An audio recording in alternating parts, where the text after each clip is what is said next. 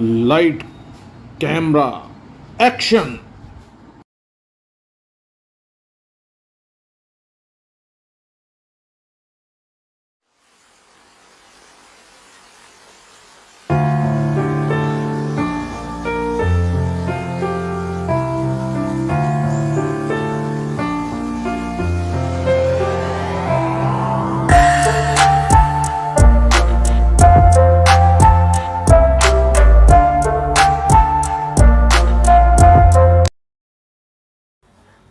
Good morning, students.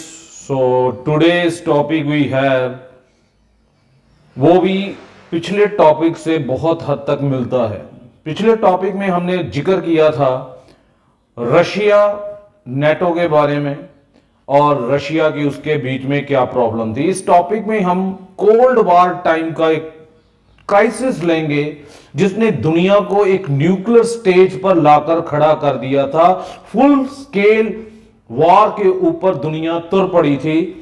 दो super powers second world war के बाद अमेरिका और रशिया, इतनी ज्यादा टेंशन इनके बीच में क्रिएट हो गई थी। उस पीरियड को शीत युद्ध के नाम से जाना जाता है, कोल्ड वॉर पीरियड के नाम से जाना जाता है। एंड 1962 का जमाना, 1962 का डेकेड था। क्यूबा के ऊपर एक बहुत ही बड़ा इशू क्रिएट हुआ जिसे इतिहास में क्यूबन क्राइसिस के नाम से जाना जाता है। इसे अक्टूबर क्राइसिस के नाम से भी जाना जाता है। तो ये एक बहुत इंपॉर्टेंट इशू है, बहुत इंपॉर्टेंट टॉपिक है। पॉलिटिकल साइंस में ये बहुत इंपॉर्टेंट यहां पर आता है, जो आर्ट्स में आगे जाकर स्टडी करते हैं वहां पर। तो यहां पर ये कहानी थी कि जो अमेरिका था वो अपने कैपिटलिस्ट सिस्टम को आगे बढ़ाना चाहता था और रशिया अपने कम्युनिस्ट सिस्टम को आगे बढ़ाना चाहता था। दोनों के बीच में टेंशन थी और उस टेंशन में दुनिया आई हुई थी। इसे कोल्ड वार का पीरियड बोलते हैं। वो कहते थे हम ताकतवर हैं, वो कहते थे हम ताकतवर हैं। अब इसका हॉटस्पॉट जो बना वो क्यूबा बना। क्यूबा में उस समय जो गवर्नमेंट थी, क्योंकि कम्युनिस्ट कंट्री था क्यूबा, फेडरल कैस्ट्रो, बॉक्सिंग का एक super power country, sugar ball दुनिया की जाने जाने वाला क्यूबा, ये कहते हैं कि हमारी अमेरिका से नहीं बनेगी, हम तो भाई समाजवादी हैं, सोशलिस्ट हैं। तो फेडरल कैस्ट्रो जो थे वो रशिया के सपोर्टर थे।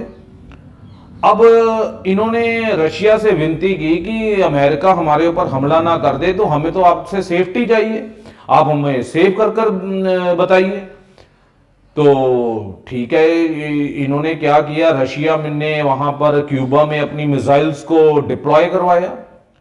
और ये मिसाइल जो थी वो इंटर कॉन्टिनेंटल बैलिस्टिक मिसाइल नहीं थी, क्योंकि तब तक 1962 में ये टेक्नोलॉजी नहीं आई थी। शॉर्ट रेंज की मिसाइल्स इन्होंने डिप्लॉय कर दी। 1500 किलोमीटर की रेंज में न्यूयॉर्क उनके जद में आता था, वॉशिंगटन डीसी आता था, डेट्रॉइट आता था, ऐसे कई देश उसके जद में आते थे। कारण रशिया को ये स्टेप क्यों उठाना पड़ा? कारण यह था कि अमेरिका ने इटली और टर्की में जुपिटर मिसाइल्स को डिप्लॉय कर दिया था। यह भी एक शॉर्ट रेंज की मिसाइल थी। तो उसके रिएक्शन में रशिया ने यह स्टेप उठाया कि हम भी कुछ ना कुछ करते हैं। तो ये किसका कंसेप्ट था? अब जब कैनेडी साहब को, क्योंकि जॉन ऑफ कैनेडी उस समय अमेरिका के राष्ट्रपति थे या इलेक्शंस का समय चल रहा था, तो उन्हें बताई गई, सिक्योरिटी काउंसिल की आनन फानन में मीटिंग बुला ली गई। तो उन्होंने देखा कि चलो कोई बात नहीं, इस मैटर को पहले चेक तो कर लो कि वाकई में ये चीज हो रही है कि नहीं, कि बयानबाजी है या ऐसे अफवाह है। तो अमेरिका ने अपना एक स्पाइस जहाज भेजा, आइडेंटिफिकेशन होगी, उसने पिक्स लेकर आ गया और कहा यस वहां पर ये इस लोकेशन पर मिसाइल्स लगी हुई हैं, तो यहां पर तो गड़बड़ हो गई। तो टेंशन बहुत ज्यादा क्रिएट होगी, करे तो क्या करें। ठीक है, रशिया पीछे हटने को तैयार नहीं था। उस समय रशिया में जो गवर्नमेंट थी वो राष्ट्रपति जो थे वो निकिता गोर्बाचोव थे। और फिर कहते हैं कि आपस में एक मैटर यूनाइटेड नेशन तक भी पहुंचा, लेकिन फिर बाद में एक नेगोशिएशन टेबल पर आए ये।